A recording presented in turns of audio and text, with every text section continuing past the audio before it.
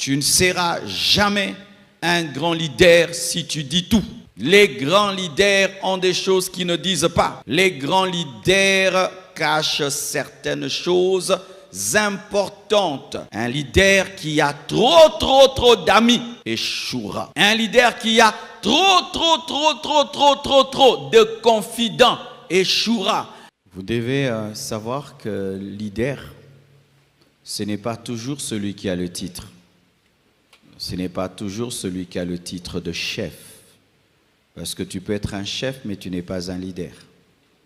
Le leader, c'est celui qui a l'influence sur le groupe. Et précisément, celui qui a l'influence positive. Parce qu'il y a des mauvais leaders qui conduisent les autres dans le mal. Ainsi, tu peux être le chef, mais tu n'influences pas le groupe, mais celui qui est ton adjoint influence le groupe, c'est lui qui est le leader. Voici 9 secrets pour être un bon leader. Que tu sois politicien, que tu sois pasteur, que tu sois président des départements, que tu sois un papa, une maman, ou que tu sois leader. Voici 9 secrets pour être un bon leader. Néhémie 2, verset 12. Premier secret, si tu veux être un bon leader, un bon chef, tu dois avoir des secrets. Tu dois avoir la discrétion. Tu dois avoir la simplicité. Tu dois dire les choses quand leur temps. Tu ne dois jamais dire une chose avant son temps. Je répète, tu dois être discret. Tu dois avoir de la sagesse, de la simplicité. Tu dois dire les choses quand leur temps. Pourquoi je dis cela? La Bible dit, après quoi je me levai pendant la nuit avec quelques hommes sans avoir dit à personne ce que mon Dieu m'avait mis au cœur. Il avait caché la vision pendant un temps. Il n'avait pas dit à tout le monde, seulement à une poignée de personnes. Il n'avait pas dit aux magistrats, aux grands, aux sacrificateurs, même aux sacrificateurs. Il n'avait pas dit, ce n'était pas encore le moment de dire. Il avait fini par dire, mais il y avait un temps où lui, le leader, devait garder la vision secrète. C'est que Dieu voulait faire secret, le communiquer qu'à une petite poignée sûre. Mais il y avait un temps dans la vie de Néhémie où la vision était secrète. Tu ne seras jamais un grand leader si tu dis tout. Les grands leaders ont des choses qu'ils ne disent pas et qui finissent par dire au temps où il faut dire. Même Jésus a dit, j'ai beaucoup de choses à vous dire, mais vous ne pouvez les supporter. Il a attendu que vienne le Saint-Esprit, la maturité, pour les révéler aux disciples. Un leader sans secret est un mauvais leader. Les grands leaders cachent certaines choses importantes. On te dit quelque chose, il y a des choses qu'on dit et des choses qu'on ne dit pas.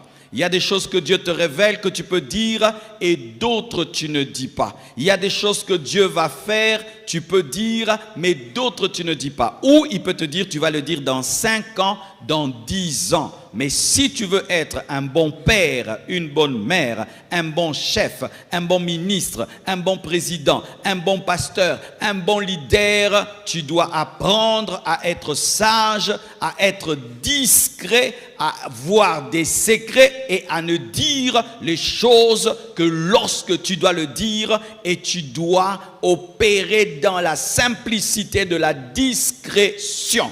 Sinon, ta vision sera combattue avant le temps. Sinon, tu auras des ennemis avant le temps. Sinon, ta vision sera freinée. Sinon, tu auras des combats inutiles. Alléluia. Deuxième secret pour avoir un bon leadership et être un bon chef, tu dois avoir une fine équipe. Néhémie 2, verset 12, la Bible dit. Après quoi je me levai pendant la nuit avec quelques hommes, pas tout le monde. Voici dans le leadership. Dans le leadership de Jésus-Christ, tu vas voir, il avait 12 disciples.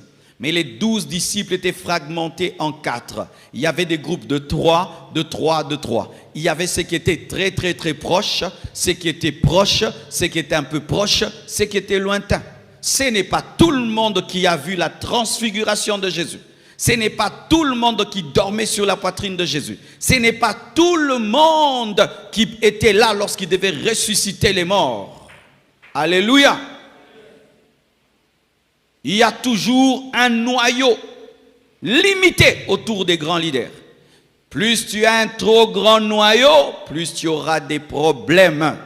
Quand tu veux être un grand chef, ne sois pas entouré d'un grand noyau. C'est-à-dire les gens qui accèdent aux secrets, les gens qui accèdent facilement à ta vie, les gens qui accèdent facilement à ton cœur, les gens qui accèdent facilement à ce que tu veux faire. Il ne faut pas en avoir beaucoup. Il faut être entouré de beaucoup de gens, mais pour ce qui est des grandes décisions, il faut avoir quelques personnes. Même Jésus avait 3 disciples qui étaient proches de lui. Jean, Jacques et Pierre. Jean, Jacques et Pierre. Mais même pour révéler Judas, c'était Jean. Alléluia. Un leader qui a trop d'amis échouera. Un leader qui a trop de confidents échouera. Un leader qui a trop de conseillers échouera. Il faut avoir quelques conseillers, quelques confidents, quelques amis. Mais lorsque tu en as de trop, il va se faire que ce n'est pas encore le temps que les gens sachent et les gens savent alors que tu n'as pas eu le temps de blender dans la prière, dans la sagesse, la vision. Alléluia. C'est pourquoi, frère, lorsque tu es à côté d'un leader, il ne faut pas te plaindre du genre, pourquoi lui est là pas moi? Pourquoi lui est là pas moi? Pourquoi lui est là pas moi? Parce que dans le leadership, ce n'est pas tout le monde qui est à côté du chef. Un chef qui, tout le monde peut être à côté de lui, va mourir. On va t'empoisonner, tu ne sais pas qui t'a empoisonné. Les secrets vont sortir, tu ne sais pas qui a fait sortir le secret. Mais si tu sais que moi, les secrets, je ne dis qu'à 3 personnes et ça sort. Je sais que je convoque 3 personnes. Venez, j'ai dit ça qu'à vous 3. Comment c'est sorti? C'est entre vous 3. Mais si tu dis au monde entier, comment tu sauras qui a fait sortir? Alléluia. Lorsque tu es à côté d'un leader, ne te plains pas qu'il y ait des gens très proches de lui. Perce pour être près de lui. Parce qu'eux ne sont pas nés près de lui. Troisièmement, un autre secret du leadership. Néhémie 2, verset 13. La Bible dit, un leader, qu'est-ce qu'il fait? Il inspecte les problèmes. Avant de prêcher ici, mes frères, je viens du chantier. Je suis passé partout. Je suis entré même dans les toilettes. Je suis allé. Pourquoi? Parce que les gens viendront prier ici et ils iront dans les toilettes. Et je me suis mis à la place de ceux qui iront dans les toilettes et j'ai dit non, cette toilette est petite. Comment vous pouvez faire une toilette si petite comme ça, comme si tout le monde est Miss? C'est parce que j'ai inspecté que je me suis rendu compte que la taille de la toilette est très petite. Et j'ai pu remarquer qu'on n'a pas prévu les personnes grasses et costauds et que si on mettait un lavabo là, dans une toilette pareille, eh bien les personnes ne vont pas entrer comme ça, elles vont entrer comme... Pourquoi j'ai pu voir? Parce que j'y ai mis mes pieds. Tu ne dirigeras jamais bien si tu es un théoricien qui ne descend jamais sur terrain pour voir les problèmes. Alléluia. Tu dois descendre sur terrain. Aller dans les toilettes et savoir que ça sent mauvais, qu'il y a une toilette qui est bouchée, même si tu es chef, tu dois descendre en bas. Même si tu délègues le pouvoir, tu dois avoir le temps de descendre en bas. C'était les chansons du roi. Mais il quitte, il va vérifier la muraille. Alors qu'il n'est pas architecte, il n'est pas bâtisseur, c'est un échanson du roi. Considère les problèmes. Observe-le, inspecte-le, étudie-le, va sur le terrain, cherche à connaître le problème, car si tu ne connais pas le problème, tu n'auras pas la solution. On a la solution lorsqu'on connaît le problème. Et des fois, le fait de ne pas descendre sur terrain fera quoi? Tu penses que c'est un petit problème alors que c'est un grand problème, et des fois tu penses que c'est un grand problème alors que c'est un petit problème. C'est l'un même des problèmes de l'Afrique.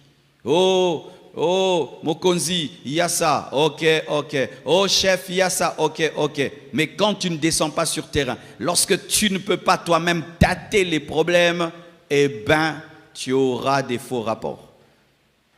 C'est quand vous voyez quelqu'un qui descend là où il y a la guerre. Il n'est pas militaire. Il prend son avion.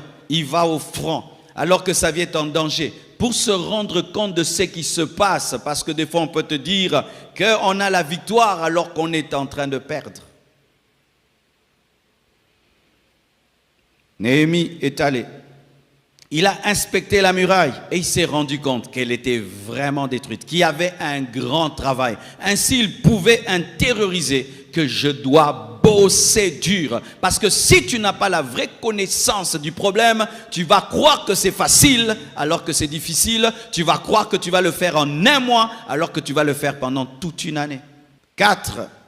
Néhémie 12, verset 13 toujours. Un leader réfléchit. Si tu n'as pas de bureau, trouve-toi un endroit pour réfléchir. Mes frères, vous ne serez jamais des grands hommes si vous ne réfléchissez pas. Aujourd'hui, les gens ne réfléchissent plus beaucoup. Nos cerveaux sont captivés par les écrans. Nos cerveaux sont captivés par les blagues de TikTok, les blagues à gauche, à droite, des nouvelles, plein de nouvelles. Tu te réveilles là, si tu n'as pas le contrôle de ton téléphone, tu auras même 1000 nouvelles qui n'ont rien à voir avec ta vie. Et ce qui fait aucune concentration sur ta vie. Combien d'heures tu passes en train de réfléchir sur ta vie? Car si tu ne peux pas réfléchir sur ta vie, comment tu vas réfléchir sur la mienne? Alléluia. Mes frères, chers Congolais, dans l'avion, on n'est pas tout le temps en train de danser, de rire, de blaguer. Non. Un tel peuple ne se développe jamais. Vous n'allez pas réfléchir pour comprendre votre pays, comprendre votre histoire, comprendre votre futur et réfléchir. Réfléchir sur l'avenir de vos enfants. Les enfants que vous aurez vont vivre dans quel genre de monde? Si on est en train de vendre les terres et tout le reste, vos enfants et les enfants de vos enfants, est-ce que vous prenez le temps de réfléchir sur de telles choses? Mes enfants vont vivre où? Dans ce pays? Et s'ils doivent vivre dans ce pays, comment doit être ce pays? Est-ce que vous y pensez? Nous envoyons des vidéos de blagues, on s'envoie des vidéos de blagues, on rigole, on rigole, on rigole. La journée passe, tu n'as même pas réfléchi sur ta vie. Tu n'as même pas réfléchi sur comment tu vas lancer ta vie. Tu n'as même pas un plan écrit de comment tu peux lancer ta vie. Tu n'as même pas eu le temps de réfléchir et d'écrire, je vais commencer ici et je vais aller là, et puis là, et puis là, et puis là. Non. On se réveille, on rigole, on blague, on parle des autres, on dort. Ce n'est pas parce que tu es entouré des distraits que tu dois être distrait. Ce n'est pas parce que tu es entouré de médiocres que tu dois être médiocre. Ce n'est pas parce que dans ton voisinage, personne ne voit plus loin que son nez, que toi tu dois faire comme eux. Cinquièmement, Néhémie 2, verset 12. Après quoi, je me levai pendant la nuit avec quelques hommes, sans avoir dit à personne ce que mon Dieu m'avait mis au cœur de faire pour Jérusalem. Il n'y avait avec moi d'autres bêtes de somme que ma propre monture. Néhémie 2, 15. Je montai de nuit par le torrent, et je considérai encore la muraille. Puis je rentrai par la porte de la vallée, et je fus ainsi de retour. Remarquez ceci, au verset 12, on dit la nuit, au verset 15, on dit la nuit. Néhémie travaillait des fois la nuit. Un grand leader des fois, et souvent il travaille la nuit. Presque tous les hommes influents travaillent la nuit. Pourquoi? Parce que la nuit, tout le monde est calme. Il n'y a pas d'embouteillage. Il n'y a pas de dérangement. Il n'y a pas de bruit. Et il y a la totale concentration. Prenez l'habitude, des fois, mes frères, pendant que tout le monde dort, de sortir de votre chambre, de sortir de votre lit pour aller travailler. Beaucoup de grandes révélations s'obtiennent la nuit. Beaucoup de grandes révélations s'obtiennent la nuit. Parce que ceux qui te dérangent dorment. Le commun de mortels dort. Regardez même dans cette ville. Nous avons des embouteillages, n'est-ce pas? Mais quand on commence à aller vers 21h, 22h, 23h, il y a toujours des embouteillages. Si vous ne savez pas, mes frères, même dans ce pays, il y a 2 Kinshasa. Vous savez qu'il y a des gens dans ce pays, pendant que je prêche là, ils dorment. Ils dorment. Quand on arrive à 23h, ils sortent. Parce que là, ils peuvent faire 4 courses. Parce que, frère, en matière d'argent, si tu ne peux faire qu'une course par jour, comment tu vas être riche? Tu quittes ta maison à 7h, tu arrives à 18h. Quand tu rentres, tu es KO. Mais si tu as besoin de rencontrer 4 personnes, comment tu vas faire? Vous allez vous fixer des rendez-vous la nuit. Quand tout le monde dort, quand les hommes normaux dorment et se réveillent, il peut faire 20 minutes, il quitte sa maison, il va en ville, il traite un dossier, il quitte là, il traite un dossier. Essaie un jour de te réveiller la nuit et de rouler. Il y a des voitures qui sortent que tu n'as jamais vues. C'est lorsque eux prennent en main la ville. Il y a des gens, tu ne les rencontreras jamais de toute ta vie. C'est seulement la nuit. Un jour, la nuit, j'ai rencontré quelqu'un. Je ne l'ai jamais vu depuis que je suis dans ce pays. Il sort. Mais quand les hommes normaux dorment, parce que lui n'a pas le temps de durer dans les embouteillages. Mais s'il y a des embouteillages des véhicules, il y a aussi des embouteillages des bruits, des embouteillages des paroles. D'ailleurs, maintenant, les gens disent, on est dans les bruits. Alors, comment tu vas faire? Même ce qu'on appelle aujourd'hui, on appelait les Fumubuku. Ce sont ces jeunes très intelligents avec lesquels on étudiait. La plupart étudiaient quand? La nuit. La nuit. Les premiers de la classe, la plupart du temps, étudient quand? La nuit. Si toi, la nuit, c'est toujours dormir, fais très attention. Un basketteur, on lui demande quel est ton secret. Il dit, lorsque les autres arrivent à 6 heures, moi j'arrive à 4 heures. Alors il me trouve déjà avec 2 heures d'entraînement de plus. Si tout le monde dort, toi aussi tu dors, toi aussi tu dors, tu ne seras pas différent. Il y a des temps dans la vie, tu dois sacrifier ton sommeil pour avoir des idées que le bruit te prend. Sixièmement, Néhémie 2, verset 17. Je leur dis alors, vous voyez le malheur, le malheureux état où nous sommes. Jérusalem est détruite et ses portes sont consumées par le feu. Venez, rebâtissons la muraille de Jérusalem et nous ne serons plus dans l'opprobre. Et je leur racontais comment la bonne main de mon Dieu, là maintenant il commence à raconter, après avoir gardé le secret, la bonne main de mon Dieu avait été sur moi et quelles paroles le roi m'avait adressées. Ils dirent, lèvons-nous et bâtissons. Et ils se fortifièrent dans cette bonne résolution. Un bon leader doit être un bon communicateur. Il doit être un mobilisateur. Néhémie voit, après l'observation, que la muraille de Jérusalem est détruite. Et il se rend compte que j'ai vu, mais pour bâtir, il faut que nous soyons nombreux. Il faudrait que j'arrive à convaincre les gens de venir travailler avec moi. Et qu'est-ce qu'il fait? Il va leur parler. Il leur parle de sorte à réveiller leur patriotisme, à réveiller leur amour pour Jérusalem, leur amour pour Dieu, leur amour pour le peuple de Dieu. Et après qu'il ait écouté, ils disent, lèvons-nous et bâtissons. Un leader doit être un bon communicateur. Même pour diriger la chorale, si tu ne sais pas parler, tu vas dire que chacun porte l'uniforme. Tu n'as pas précisé l'uniforme. Celui-ci vient en rouge, en bleu. Mais tu dois dire chacun vient en uniforme noir, blanc. Et seront en noir, blanc. Alléluia. Apprends à parler si tu veux être un bon leader. Apprends à parler. Et si les gens souvent se plaignent de ta manière de parler, si ces personnes sont objectives, corrige. Alléluia. Corrige. Travaille l'art de parler. Travaille l'art de communiquer. Travaille l'art de mobiliser. Travaille l'art de donner aux gens l'envie de faire ce que Dieu t'a dit et ce que tu trouves bon. Travaille cela. Ne dis pas, celui qui veut, il fait. Et celui qui ne veut pas, laisse. Alléluia. Vous me donnerez raison. Vous me donnerez raison. Un leader ne parle pas comme ça.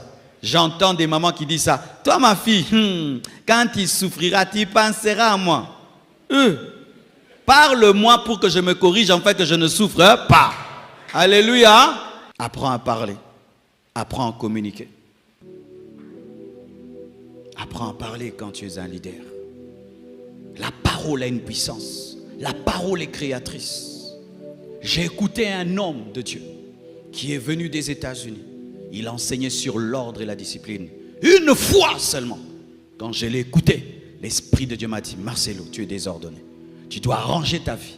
J'ai appliqué ce qu'il m'a enseigné et ma vie a changé. Je ne l'ai pas écouté 2 fois, une seule fois. Mais il avait tellement bien parlé que c'était suffisant pour bouleverser ma vie jusqu'aujourd'hui. Quand tu as l'occasion de parler, parle bien. Parle bien. Un leader dirige par la parole. 7e, Néhémie 2, verset 12. Après quoi, je me levai pendant la nuit avec quelques hommes sans avoir dit à personne ce que mon Dieu m'avait mis au cœur de faire pour Jérusalem. Il n'y avait avec moi d'autres bêtes de somme que ma propre monture. Verset 18. Je leur racontai comment la bonne main de mon Dieu avait été sur moi et quelles paroles le roi m'avait adressées. Ils dirent, lèvons-nous et bâtissons, et ils se fortifièrent dans cette bonne résolution. Après avoir bien communiqué, être un visionnaire, un mobilisateur. 7e, tu dois être en avance, tu dois être devant, tu dois être un modèle. Néhémie se levait et le peuple a dit, lèvons-nous. Il s'est d'abord levé, ensuite le peuple s'est levé. Il n'a pas demandé au peuple de se lever sans se lever lui-même. Il n'était pas assis pendant qu'il demandait au peuple de se lever. Lui-même d'abord s'est levé, ensuite le peuple s'est levé. J'aimerais même faire une parenthèse, chers dirigeants. Comment vous voulez que nous on respecte le code de la route si vous ne respectez pas le code de la route? Comment? Vous nous dites de rouler comme ça, mais quand c'est votre tour, vous roulez à sens inverse. Qu'est-ce qui se passe? Nous, si on vous suit, vous nous dites de ne pas brûler les feux rouges. Vous brûlez les feux rouges. Vous nous dites de nous soumettre à la loi. Vous-même, vous ne vous soumettez pas à la loi. Comment vous voulez qu'on puisse se soumettre à la loi? Lorsqu'on veut diriger, il faut être devant. C'est pourquoi tout pasteur qui n'est pas un modèle ne peut pas diriger l'église. Tout pasteur qui n'est pas exemplaire ne peut pas diriger l'église. Un père, toi-même tu couches avec des petites filles et puis tu dis à tes garçons d'être chastes, ça va marcher? Un père qui couche avec des petites filles et tu vas dire à tes filles, soyez vierges, ça va marcher? Ça ne va pas marcher. Le leader est devant. Néhémie s'est levé d'abord, ensuite le peuple s'est levé. Ne demande pas aux gens de faire des choses que toi-même tu ne fais pas. Ne demande pas aux gens de faire des choses que tu refuses de faire. Ils seraient incapables de te suivre. Quand tu es leader et tu dis de faire une chose, toi-même tu dois la faire. Commence toi-même à la faire. Ensuite les autres te suivront. Commence d'abord à te mettre debout. Ensuite les autres se mettront debout. 8e, Néhémie 2, 19 à 20. Sambala le Horonite, Taubija, le serviteur ammonite, et Geshem, l'arabe, ayant été informés, se moquèrent de nous et nous méprisèrent. Ils dirent, que faites-vous là? Vous révoltez-vous contre le roi? Et je leur fis cette réponse. Le Dieu des cieux nous donnera le succès. Nous, ses serviteurs, nous nous lèverons, nous bâtirons. Mais vous, vous n'avez ni part, ni droit, ni souvenir dans Jérusalem. Un bon leader sait marcher et avancer malgré les oppositions. Et il sait répondre à ceux qui le découragent et aux détracteurs. Dans l'influence, tu auras toujours Sambala. Tu auras toujours Tobija. Tu auras toujours des combats. Et un leader se prépare toujours à des combats. Le leader qui ne se prépare pas au combat est un enfant. Car tout leadership a une opposition. Alléluia. Tout leadership a une opposition. Et c'est normal d'avoir des opposants. Alléluia. Ne tuez pas vos opposants. mais avancez malgré eux. Je répète, ne tuez pas vos opposants, mais malgré leur présence, avance. Construis la muraille même si Sambala et Tobija te découragent. Avance même si les gens sont contre toi. Et démontre que tu es meilleur par le travail. Démontre que tu es meilleur par le travail. C'est la muraille construite qui fera la différence. Je répète, c'est la muraille construite qui fera la différence. Lorsque les gens te combattent, ne perds pas ton temps à les écouter, mais toi bosse. Mais toi bosse. Et toi bosse encore et bosse encore. Et avec le temps, ils se rendront compte par tes résultats et par tes fruits que c'est toi que Dieu a établi. Ne perds pas ton temps à écouter ceux qui te découragent, mais leur découragement doit être transformé en motivation afin que tu puisses travailler davantage.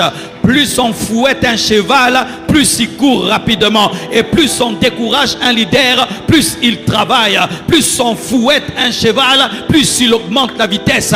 Et plus on s'oppose à un véritable leader, plus il est concentré, plus il bosse.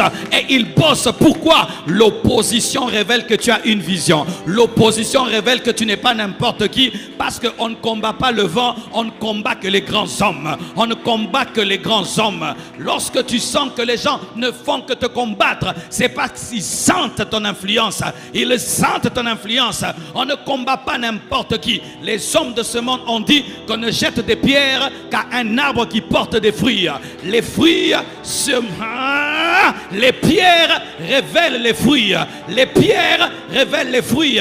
Porte du fruit et porte du fruit et porte du fruit. Et lorsqu'on te décourage, apprends à parler pour ne pas être découragé. Que personne ne te vole ta vision, que personne ne te vole ta vitesse, que personne ne te vole ton rêve.